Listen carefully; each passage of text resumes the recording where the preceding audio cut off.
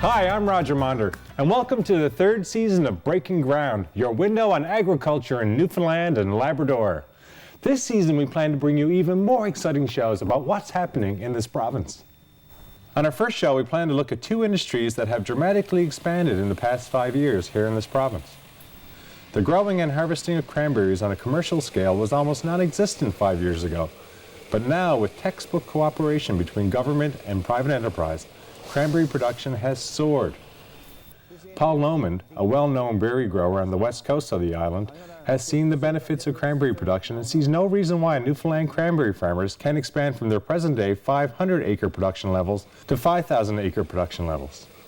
European markets have opened up for cranberry products, giving North American growers great opportunities for growth and development. To Peter Noer and his fellow Danes, mink production in Newfoundland is a natural fit. Denmark is a country not much bigger than the Avalon Peninsula, but produces a phenomenal 12 million mink pelts a year, making it a world leader in fur production.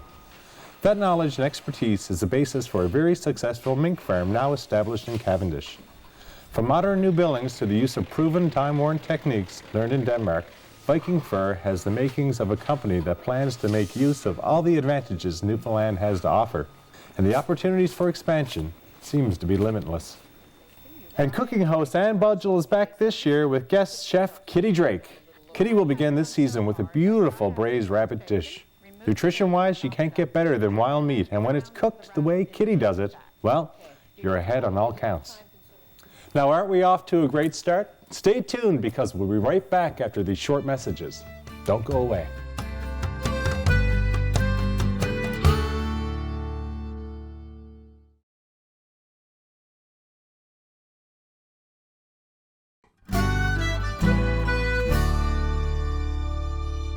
Welcome back. Now we're off to the west coast of the province where berry farmer Paul Lomond has made a strong commitment to expanding the cranberry farm he started not too long ago.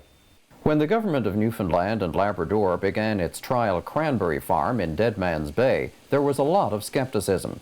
The big concern was the Newfoundland climate.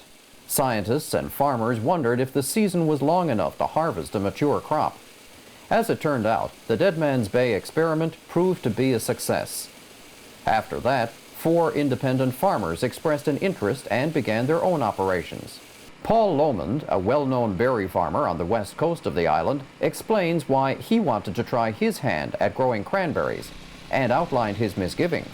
So we learned quite a bit over the years through various courses in the strawberry industry, and then we moved into the raspberries, I think, and we had done a lot of research and work on raspberries, which come in at a little bit later time in the seasons versus the strawberries, and then like the plums kind of fitted in, like again, just after the raspberries were done. And then the cranberry thing come up, and then I looked into that, previously even the province getting involved with it, and it was a challenge was there, and no question about that. And initially at the time we didn't know whether we were going to swim or sink. Even though the Deadman's Bay site worked out some of the problems, it didn't work them all out. Fertility was a big issue because a lot of research, again, research wasn't there, so you had a lot of trial and error basis, flood control, irrigation systems. There was a lot of issues, and different varieties respond differently. But being in the strawberry industry, coming from the fruit industry, I had some idea of growing a crop, but I mean, so I wasn't into it totally green, but it was still cranberries is a water management thing more than anything. There was something with our climate. Our growing season is borderline, I think, for the length of growing season. But what we've seen of it since, that seemed to have proved out to be a real big obstacle thing. But I think that was the initial thing, or whether you could get the amount of production to make it commercially feasible. You know, like, I mean, you can grow them here, but I mean, whether you're going to get 1,000 pounds a the acre or 30,000 pounds a the acre is two different things. So it makes a big difference on an investment of this scope, you know. And just because you're successful at growing a crop, there are those other issues that are completely out of your hands. Definitely price was a big issue when we got it in '99. The market had bottomed out. There was a lot of overproduction in the U.S. and right across North America. Ocean Spray, which is the big player, I guess they're probably 75% of the industry. They're a big cooperative. They got about 800, 900 members across North America and all over, I guess. And their marketing, they had pretty much saturated the markets in North America with the products that they had. Paul Lohman began his cranberry farm in 1999 with the development of 4.5 acres. Bogland had to be cleared and leveled, irrigation systems put in place, a sand base laid out, and cranberry vines planted. With that initial preparation work done, it then takes 3 to 4 years to see a crop that can be economically feasible. But despite the risks, the potential to make a successful industry in this province is strong. Provided there's enough people out there that are interested and got a bit of initiative, expanding to several thousand acres within that 10 or 15 year period. We know the market is there, and whether there's enough people got that initiative or prepared to put that investment into it, I guess remains to be seen. But the potential is certainly there. Ocean Spray, which is the big player, they got markets for another 5,000 acres that they can see right now, and they can't fill that in a 10-year period.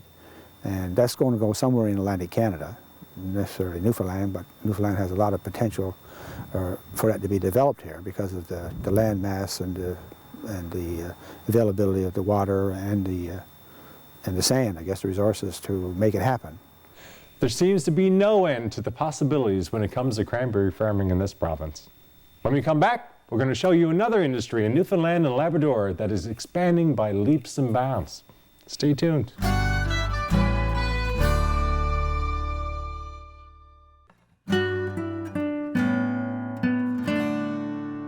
Glad to see you're still with us.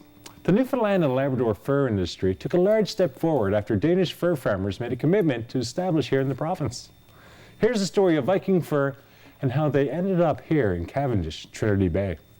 Newfoundland and Labrador is blessed with space, natural resources, and opportunities that often make outsiders green with envy. And so it was when mink farmer Peter Noer of Denmark and some fellow Danes were presented with an opportunity to be a part of the Newfoundland fur farming landscape. They took a serious look at it. Yeah, I guess there's a little bit of adventure that was in me and Eric there as well. And personally, my own entrance to it was, I was very curious about what was starting up over here and what kind of opportunity there was outside Denmark. And another thing also, I was talking to a lot of older people who everybody have the chance once in a lifetime, and I really felt like this is one of my chances. And I wouldn't sit back when I was 60 or 70 years old and saying, oh man, I should have went to Newfoundland. So in my sense, it still smells a little bit of the Wild West, and you have so much land available over here, and it's a nice place to be, and the climate is really good as well, and the workforce is good, and there's a lot of opportunities of growing the fur industry here. But opportunity doesn't grow in a vacuum. Denmark has a strong fur industry, which produces a phenomenal 12 million mink pelts a year. Based on a co-op approach, it was built on its natural resources. Rule of Denmark, like out in the small fishing villages around Denmark, basically all the mink farm was placed around the small harbors where we have a lot of waste from the fish plant available. Way up in the 80s, it was moved in the country as well, and the infrastructure was built up to your knowledge, Denmark is a really small country, it's the same size of the Avalon, a little bit bigger than the Avalon. So our transportation cost is really small that way around, and we have good roads, and the climate is good for it as well. After spending a holiday here in 2003, it was decided to make the move to Cavendish. We were seeing, of course, it was an old existing farm, and of course it hasn't been held up to date, so we have to do a lot of investment in the farm and building the farm's infrastructure up, putting down automatic water system, putting up more efficient barns, what we have on the farm now, and also of the capability of providing the farm with a steady supply of feed every day, all year round. We have right now we have approximately 18 buildings on the farm. that hold around 15,000 females. So that gives us around between 60 and 70,000 pelts we produce here on the farm on a yearly basis. Viking Fur has its own feed kitchen where it prepares their mink feed ration. But it's the central feed kitchen in central Newfoundland that watches out for quality and health issues. We have been used the central feed kitchen facility, and we definitely hope that we can keep on working with that. We have a nutrition in there who is hired by the Newfoundland Fur Breeder Association, and I know there's other farmers who is taking advantage of her positions too. It's really good to find out what kind, like you add those kind of ingredients in your feed to find it consistent in your protein level combined with the fat, and also a bacteria count on your ready feed is very important. And as the feed is important, so is the pelt. It's cleaned, mounted, and stretched on specially designed boards, and eventually put in a drying area. The whole process is devoted to the ultimate care of the pelt, which, of course, is the whole reason the farm is there in the first place. Peter gives us an insight as to what makes a good pelt and the many varieties out there. Like we're having out in the light end there, we have white, we have pearl, then we have some special mink, it's called cross mink. We go over in the silver, we have pastel, and the natural one is a brown mink. We have one is a mahogany, a little bit darker, and then we're ending over in the black mink. What is the best mink to raise? Of course, dependable of size and quality, what we're doing.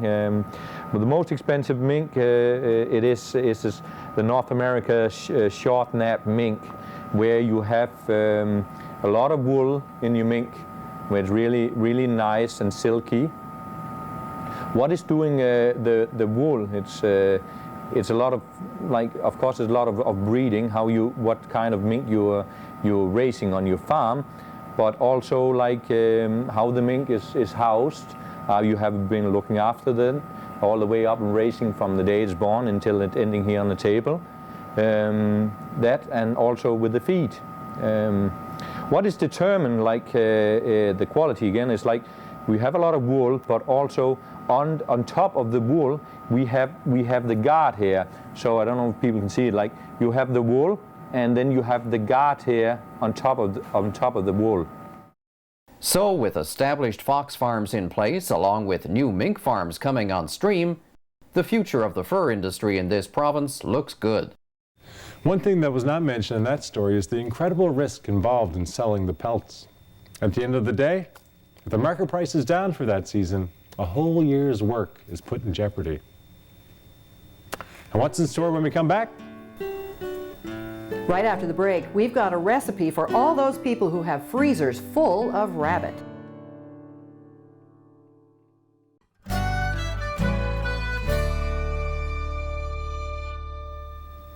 Welcome to the fun part of the show, where we're off to Ann Budgell's kitchen and Chef Kitty Drake.